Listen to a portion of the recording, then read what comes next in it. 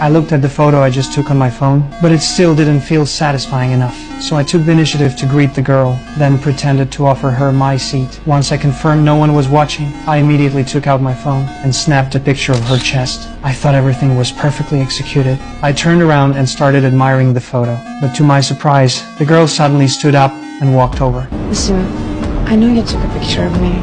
If you want more hot pics, come with me. I thought it was my charm that attracted her. Not wanting to miss this opportunity, I quickly followed her. Soon, we were at her house. She told me she was going to take a shower first, and I lay on the bed, full of expectation. But suddenly, a man walked in, holding a camera. Take off your clothes.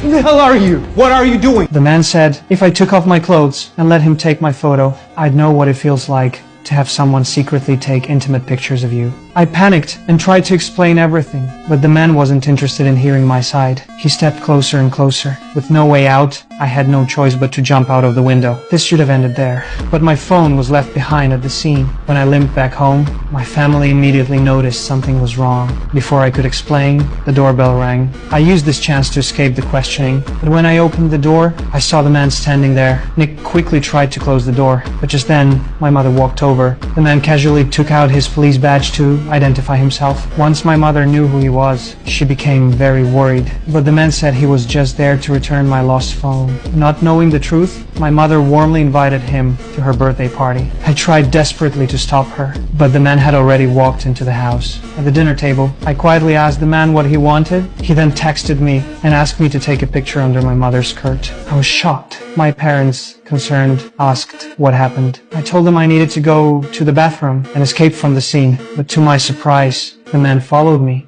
I demanded to know why he wanted me to spy on my own mother. It turned out he was the father of the girl. He was doing this to punish me. I can't. This is my mother. You did that to my daughter, you wretch. Then listen carefully. Either you take the picture or confess to your parents that you take pictures of girls under their skirts.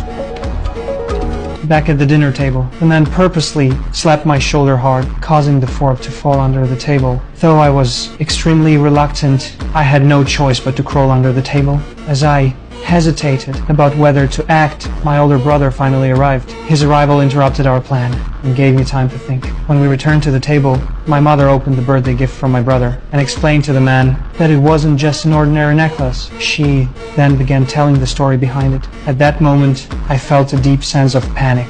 Faced with a dilemma, I made my decision.